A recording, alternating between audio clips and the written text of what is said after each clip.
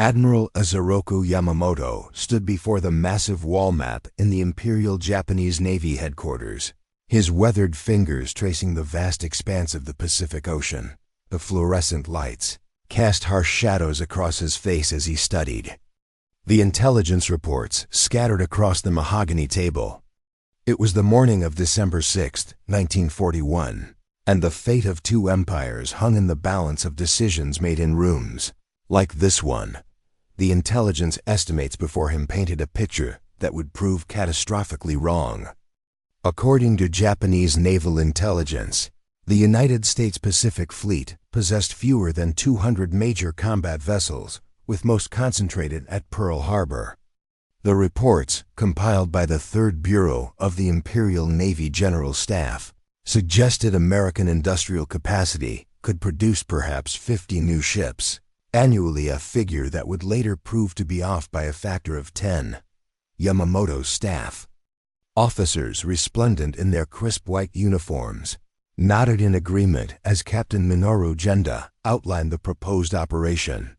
The American fleet, they believed, represented a finite resource that could be crippled in a single decisive blow. Once Pearl Harbor lay in ruins, Japan would have 18 months to establish an impregnable defensive perimeter across the Pacific while America struggled to rebuild its shattered navy. The assumptions underlying this strategy revealed a fundamental misunderstanding of American industrial might. Japanese planners, accustomed to their nation's resource constraints, projected their limitations onto their adversary. They envisioned America as they knew Japan, a nation where every battleship represented years of careful construction, where steel was precious, and where maritime power grew slowly through painstaking effort. In the intelligence briefings that autumn, Japanese analysts presented figures showing American shipyards producing vessels at what they considered maximum capacity. The Brooklyn Navy Yard, Norfolk Naval Shipyard, and Mare Island were identified as primary construction facilities, but Japanese intelligence failed to grasp the revolutionary changes occurring in American industrial planning. Henry Kaiser's revolutionary shipbuilding techniques, which would soon produce Liberty ships in weeks rather than months, remained invisible to Japanese observers. The mood in the headquarters reflected confidence born of recent victories. Japanese forces had demonstrated their prowess in China, and the swift conquest of French Indochina had proceeded without meaningful American interference. Admiral Kiichi Nagamo, designated to lead the Pearl Harbor strike force, expressed certainty that American morale would crumble after witnessing their Pacific Fleet burning in Hawaiian waters. As December 7th approached, Japanese commanders operated under the delusion that they faced an enemy whose naval capabilities matched their own, limited, precious, and irreplaceable once destroyed. This fundamental miscalculation would prove more devastating than any tactical error in the coming war. The sleeping giant they were about to awaken possessed industrial capacity beyond their wildest nightmares. But in that December planning session, such possibilities seemed as distant as the stars reflected in Pearl Harbor's peaceful waters. The first wave of Nakajima Kate torpedo bombers descended through the morning mist over Pearl Harbor like mechanical harbingers of doom. Commander Mitsuo Fukuda, leading the air armada from his position in the lead aircraft, gazed down at the serene naval base spread beneath him.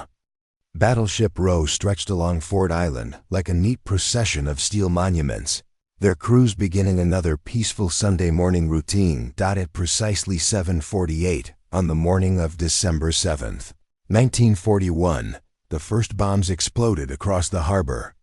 The USS Arizona erupted in a column of fire and smoke that rose over 1,000 feet into the tropical sky, her forward magazine detonating with such force that the blast wave shattered windows 5 miles away. Within minutes, the USS Oklahoma capsized, trapping hundreds of sailors beneath her overturned hull. Japanese pilots, executing their carefully rehearsed attack patterns, methodically targeted what they believed to be the heart of American naval power in the Pacific. The USS West Virginia settled into the harbor mud, her decks awash with oil-slicked water. The USS California listed heavily to port, her crew fighting desperately to save their ship.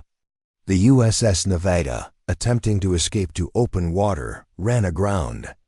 To avoid blocking the harbor channel, from the Japanese perspective, the attack proceeded with devastating precision. Captain Junda's tactical planning had anticipated exactly this level of destruction. Intelligence reports had identified 8 battleships as the primary targets, and by 10 o'clock that morning, all 8 had been either sunk, capsized, or heavily damaged. The visual evidence seemed to confirm Japanese strategic assumptions. American naval power in the Pacific lay in ruins.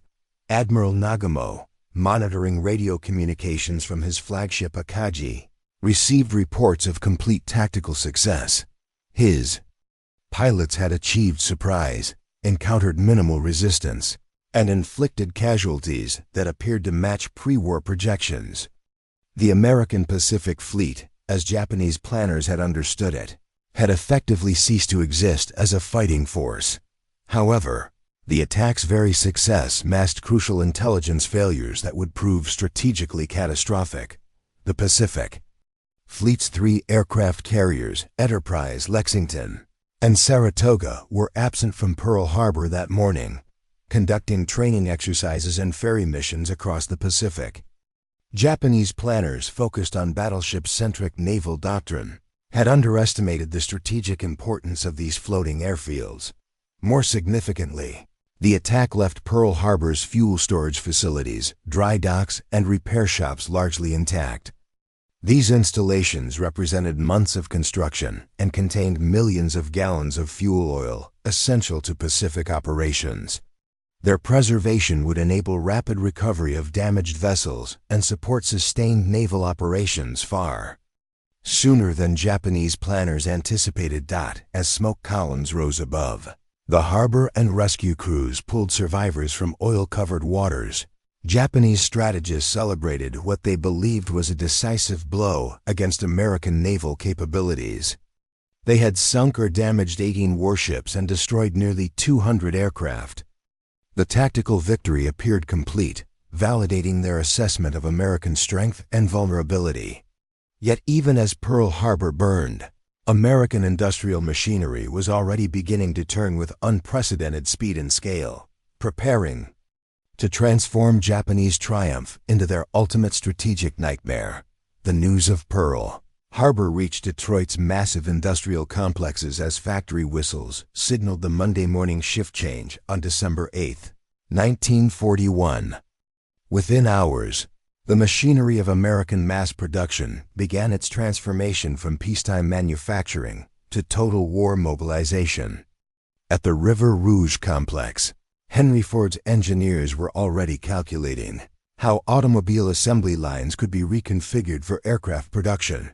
Japanese intelligence had observed American industrial capacity through the lens of their own manufacturing limitations. Their analysts estimated that converting civilian production to military purposes would require months of retooling, during which American output would actually decrease. This assessment proved spectacularly wrong. American industry possessed something Japanese planners had never encountered: standardized mass production techniques that could be rapidly adapted to any manufacturing requirement. At the Kaiser shipyards in Richmond, California, revolutionary construction methods were already being implemented that would redefine naval warfare logistics. Henry Kaiser's engineers had developed techniques for welding ship hulls rather than riveting them, reducing construction time from months to weeks. Prefabricated sections could be manufactured inland and transported to coastal assembly points, multiplying effective shipyard capacity beyond anything Japanese intelligence had considered possible. The Willow Run plant outside Detroit began its transformation into the world's largest aircraft factory. Ford's engineers estimated they could produce one B-24 Liberator bomber every hour once full production commenced. Such figures seemed impossible to Japanese planners, who calculated aircraft production in terms of dozens per month rather than hundreds. Their intelligence estimates suggested American aviation production might reach 500 aircraft monthly by late 1942, a figure that would be exceeded by individual factories. American steel production, the foundation of naval construction, operated on scales that dwarfed Japanese capacity. The Gary Works alone could produce more steel monthly than Japan's entire national output. Japanese intelligence had identified major steel centers like Pittsburgh and Birmingham, but failed to comprehend the distributed nature of American industrial capacity. Hundreds of smaller mills, foundries, and fabrication plants could contribute to war production, creating redundancy and volume impossible to match or destroy. The mobilization revealed another crucial Japanese miscalculation: American workforce capacity. Women entered factories in unprecedented numbers, while agricultural workers migrated to industrial centers. The available labor pool expanded dramatically as previously unemployed workers found positions in defense plants. Japanese planners, operating within their cultural context, had underestimated American society's ability to mobilize human resources on such scale. Research and development capabilities further multiplied American advantages. University laboratories, corporate research divisions, and government facilities began coordinating efforts to solve technical challenges. Radar technology advanced rapidly, improving both detection capabilities and production methods. Sonar systems became more sophisticated, enhancing anti-submarine warfare effectiveness. Japanese technological advantages in torpedoes, optical equipment, and aircraft design would soon be overwhelmed by American innovation applied through industrial mass production. By spring 1942, the scope of American mobilization was becoming apparent to careful observers, though Japanese leadership remained largely unaware of the transformation occurring across the Pacific. Liberty ships were sliding down launching ways at an unprecedented pace, while new aircraft carriers took shape in shipyards from Newport News to Bremerton. The industrial awakening that would ultimately decide the Pacific War had begun. Driven by productive capacity that exceeded Japanese comprehension, Admiral Chester Nimitz assumed command of the Pacific Fleet amid the still smoldering wreckage of Pearl Harbor, inheriting what appeared to be an impossible strategic situation. Japanese forces were advancing across the Pacific with methodical precision, seizing Wake Island, Guam, and the Philippines, while their naval forces roamed virtually unopposed across vast ocean expanses. Yet within his headquarters at Pearl Harbor, intelligence officers were beginning to piece together information that would reveal critical Japanese vulnerabilities. The first indication of Japanese strategic miscalculation emerged from decoded communications intercepts. Station Hypo, the Navy's cryptographic unit at Pearl Harbor, had begun penetrating Japanese naval codes with increasing frequency. These intercepts revealed that Japanese commanders were operating under assumptions about American capability that grew more divorced from reality with each passing week. Commander Joseph Rochefort, leading the code-breaking effort, presented Nimitz with intelligence indicating Japanese naval operations were being planned around their pre-war assessments of American strength. Enemy commanders appeared to believe they faced an opponent with limited reserves and minimal capacity for rapid reinforcement. Japanese operational planning reflected expectations that American forces would require months to mount any significant offensive operations. Meanwhile, the first fruits of American industrial mobilization were beginning to appear in Pacific waters. The aircraft carrier Hornet arrived at Pearl Harbor in March 1942, followed by newly constructed destroyers, cruisers, and submarines at an accelerating pace. Each new arrival represented production capacity that Japanese intelligence had deemed impossible to achieve within such timeframes. The strategic implications became clear during planning for the Doolittle raid in April 1942. Lieutenant Colonel James Doolittle's proposal to launch Army Air Force bombers from Navy carriers seemed audacious, but it reflected American industrial confidence. The mission required risking precious aircraft carriers, yet American planners. New replacement vessels were already under construction. Japanese commanders, operating under resource scarcity, would never have contemplated such operations. Japanese reaction to the Tokyo raid revealed their continued misunderstanding of American capabilities. Rather than recognizing the raid as evidence of American industrial recovery and operational flexibility, Japanese leadership interpreted it as a desperate gamble by a weakened enemy. Admiral Yamamoto's response, the complex operation targeting Midway Island, reflected his belief that American carrier strength remained critically limited and vulnerable to decisive engagement. Intelligence intercepts revealed Japanese planning for the Midway operation assumed American forces could deploy no more than 2 aircraft carriers to defend the strategic outpost.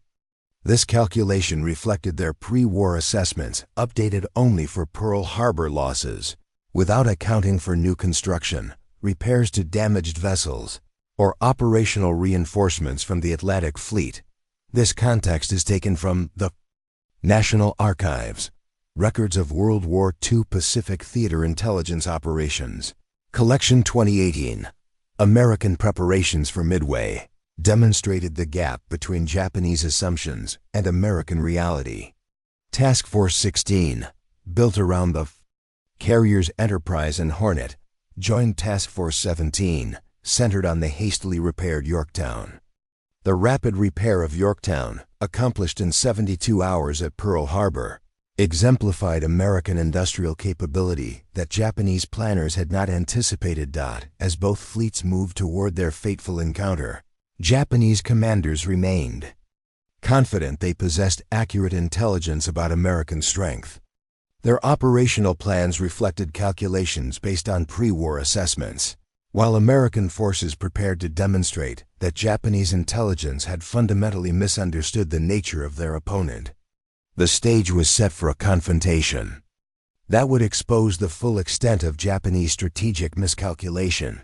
The morning of June 4, 1942, dawned clear and calm over the vast Pacific expanse surrounding Midway Atoll. Admiral Kiichi Nagamo, commanding the Japanese carrier striking force from his flagship Akagi, maintained confidence in his intelligence estimates as his pilots prepared for what Japanese planners anticipated would be a decisive engagement against weakened American naval forces. Japanese operational planning for Midway reflected the fundamental intelligence failures that had plagued their strategy since Pearl Harbor. Admiral Yamamoto's complex plan divided Japanese naval strength among multiple task forces, based on calculations that American resistance would be minimal and poorly coordinated. The Japanese expected to encounter perhaps 2 American aircraft carriers, supported by obsolete aircraft and inexperienced pilots. The reality confronting Nagamo that morning shattered every assumption underlying Japanese strategy. American codebreakers had provided Admiral Nimitz with detailed knowledge of Japanese intentions, enabling unprecedented defensive preparations. 3 American carrier task forces converged on Midway, supported by land-based aircraft that Japanese intelligence had dismissed as ineffective. At 6:15 that morning, Japanese aircraft launched their initial strike against Midway's installations, expecting to neutralize American air defenses before engaging the anticipated small American naval force. Instead, they encountered determined resistance from Marine Corps pilots flying from Henderson Field, while radar-guided anti-aircraft fire demonstrated technological capabilities Japanese planners had underestimated. The American counterattack revealed the true extent of Japanese miscalculation. Wave after wave of American aircraft approached the Japanese fleet, far more planes than Japanese intelligence had deemed possible for American forces to deploy. Though initial attacks by torpedo bombers proved costly and largely ineffective, they forced Japanese fighters to low altitude, leaving the fleet vulnerable to high-altitude dive bomber attacks. At 10:24, Lieutenant Commander Wade McCluskey's dive bombers from Enterprise discovered the Japanese carriers in the midst of refueling and rearming operations. The timing was catastrophic for Japanese forces, their flight decks crowded with aircraft, fuel lines open, and ammunition handlers exposed. Within minutes, 3 of Japan's most experienced aircraft carriers were engulfed in flames. The destruction of Akagi, Kauga, and Soryu represented far more than tactical defeat. It exposed the vulnerability of Japanese industrial capacity. These carriers embodied years of construction and training that could not be rapidly replaced. Each vessel carried pilots whose experience dated to the China conflict, representing expertise accumulated over years of combat operations. Admiral Nagamo, transferring his flag to the cruiser Nagara as Akagi burned behind him, finally grasped the magnitude of Japanese intelligence failure. American forces had not only matched Japanese deployment, but exceeded it, demonstrating operational capability that contradicted every pre-war assessment. The Americans possessed more carriers, more aircraft, and more experienced pilots than Japanese planning had anticipated. The final Japanese carrier, Hiru, launched a desperate counterattack that succeeded in damaging the Yorktown. But American forces responded with overwhelming strength. Enterprise and Hornet aircraft located Hiryu that afternoon, delivering the coup de grace to Japanese carrier aviation. By evening, 4 of Japan's finest aircraft carriers lay at the bottom of the Pacific, along with their irreplaceable air groups. Japanese losses at Midway revealed the broader strategic consequences of intelligence miscalculation. The Imperial Navy had committed its most experienced carrier pilots to an operation based on flawed assumptions about American strength. The pilot casualties proved particularly devastating. Japan lacked the training infrastructure to rapidly replace such experienced aircrew. While American flight training programs were already producing replacements at unprecedented rates. As Japanese survivors struggled in Pacific waters and American rescue operations commenced, the full implications of the intelligence failure began to emerge. Japanese naval aviation, the striking force that had dominated Pacific warfare for 6 months, had been crippled by an enemy whose true capabilities remained largely unknown to Japanese leadership. The months following Midway witnessed an American offensive tempo that shattered Japanese assumptions about their enemy's operational capabilities. Admiral William Boole, Halsey's Task Force 61 steamed toward Guadalcanal in August 1942, spearheading an amphibious assault that Japanese intelligence had deemed impossible for American forces to mount within a year of Pearl Harbor. Japanese commanders on Guadalcanal found themselves facing an enemy whose logistical capabilities exceeded their most pessimistic projections. American forces landed with equipment, supplies, and reinforcements arriving in quantities that defied Japanese understanding of American industrial capacity. Each supply convoy brought evidence of production levels that Japanese intelligence had calculated as theoretically impossible. The naval battles around Guadalcanal further exposed Japanese intelligence failures. At the Battle of the Eastern Solomons in late August, Japanese forces encountered the carrier Saratoga, which their intelligence had reported as permanently disabled by submarine attack months earlier. American repair capabilities had restored the vessel to full operational status with speed that Japanese planners found incomprehensible.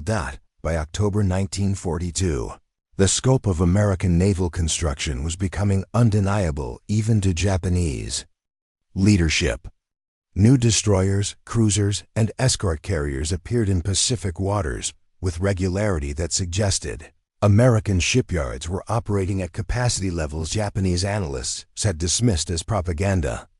The Essex-class aircraft carriers, beginning to join the Pacific Fleet, represented construction achievements that exceeded Japanese technological and industrial capabilities. Japanese attempts to reinforce Guadalcanal revealed their continued misunderstanding of American strength. The Tokyo Express runs, high-speed nighttime supply missions using destroyers and cruisers, reflected Japanese assumptions that American naval forces remained limited and predictable. Instead, American radar technology and night fighting techniques proved superior to Japanese expectations, resulting in devastating losses during surface engagements. The industrial disparity became evident in replacement rates for damaged and destroyed vessels. Japanese losses during the Guadalcanal campaign could not be replaced at rates necessary to maintain operational strength, while American shipyards delivered new construction faster than Japanese forces could sink them. Each engagement demonstrated that Japanese strategic calculations had fundamentally misunderstood American productive capacity. American submarine warfare in the Pacific revealed another dimension of intelligence failure. Japanese merchant marine losses exceeded replacement capacity by growing margins, while American submarine construction accelerated beyond Japanese ability to counter. The Geo-class submarines, produced in unprecedented numbers, began systematically destroying Japanese supply lines with effectiveness that starved Japanese garrisons across the Pacific. Air power disparities became equally apparent as American aircraft production reached full mobilization levels. Japanese pilots, engaging American formations over the Solomons, reported enemy aircraft numbers that seemed to multiply rather than diminish despite combat losses. American pilot training programs were producing aircrew at rates that dwarfed Japanese capacity, while aircraft factories delivered new planes faster than they could be destroyed. The Cactus Air Force operating from Henderson Field demonstrated American logistical capabilities that Japanese commanders found difficult to comprehend. Despite constant bombardment and supply difficulties, American forces maintained air operations through replacement aircraft, spare parts, and pilot reinforcements that arrived with mechanical regularity. By February 1943, Japanese forces evacuated Guadalcanal in operations that acknowledged the impossibility of matching American material advantages. The evacuation, conducted with skill and courage by Japanese naval forces, nevertheless represented strategic defeat driven by intelligence miscalculations that had underestimated American strength by orders of magnitude. The relentless American advance had begun, powered by industrial capacity that Japanese leadership was only beginning to understand. By autumn 1943, the full magnitude of Japanese intelligence failure had become undeniably apparent to even the most optimistic commanders in Tokyo. Admiral Yamamoto himself, the architect of Pearl Harbor strategy, acknowledged privately that Japanese forces faced an enemy whose capabilities exceeded their most extreme pre-war projections. The industrial awakening they had witnessed transformed American military potential from manageable threat to overwhelming juggernaut. The Central Pacific offensive launched by Admiral Nunitz demonstrated American operational capabilities that rendered Japanese defensive planning obsolete. Operations Galvanic and Flintlock, the assaults on the Gilbert and Marshall Islands, deployed naval forces whose scale dwarfed Japanese expectations. Task Force 58 alone fielded more aircraft carriers than Japanese intelligence had believed America possessed in its entire navy. Japanese attempts to counter American advances revealed the consequences of strategic miscalculation compounding over time. The Great Marianas Turkey Shoot in June 1944 witnessed the destruction of Japanese carrier aviation as an effective fighting force, with American pilots shooting down over 400 enemy aircraft in a single day. Japanese replacement pilots, hastily trained due to personnel shortages, proved no match for American aircrew produced by comprehensive training programs. The pace of American offensive operations accelerated beyond Japanese ability to respond effectively. Island-hopping campaigns bypassed Japanese strongholds, leaving garrisons isolated and strategically irrelevant. Each bypassed position represented resources that could not be redeployed, while American forces concentrated overwhelming strength against selected objectives. Japanese industrial production, strained beyond capacity by the demands of global warfare, could not match American output in any category of military equipment. American shipyards launched aircraft carriers monthly, while Japanese construction struggled to replace losses from previous engagements. The numerical disparity that had seemed manageable in 1941 had become insurmountable by 1940-4. The Philippine Sea engagements demonstrated the hopelessness of Japanese naval resistance against American industrial might. Task Force 58 operated 15 aircraft carriers supported by escorts, whose numbers exceeded the total Japanese fleet strength. Admiral Mark Mitcher's aviators faced Japanese opposition, weakened by cumulative losses that could not be replaced at sustainable rates. American submarine warfare had effectively severed Japanese supply lines, creating resource shortages that crippled war production throughout the Japanese Empire.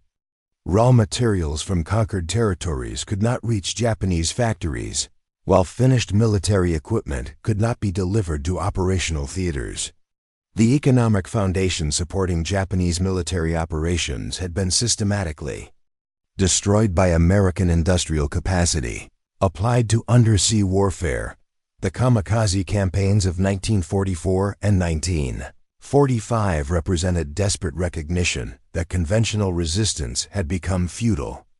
Japanese commanders, finally understanding the magnitude of American strength, resorted to suicide tactics as the only means of inflicting significant casualties on an overwhelmingly superior enemy. Even these sacrificial attacks could not materially alter strategic outcomes determined by industrial capacity. The atomic bombings of Hiroshima and Nagasaki in August 1945 provided the final demonstration of American productive and technological superiority. The Manhattan Project represented precisely the kind of massive industrial undertaking that Japanese intelligence had deemed impossible for American democracy to sustain. The weapons themselves embodied scientific and manufacturing capabilities that Japanese planners had never imagined their enemy possessed. Emperor Hirohito's surrender announcement acknowledged what Japanese leadership had refused to accept since Pearl Harbor. They had challenged an industrial giant whose productive capacity rendered military resistance ultimately hopeless. The intelligence miscalculations that had seemed manageable in December 1941 had cost Japan its empire, its military forces, and ultimately its sovereignty. The sleeping giant had awakened, and its strength had proven beyond Japanese comprehension, transforming their moment of triumph into complete strategic catastrophe.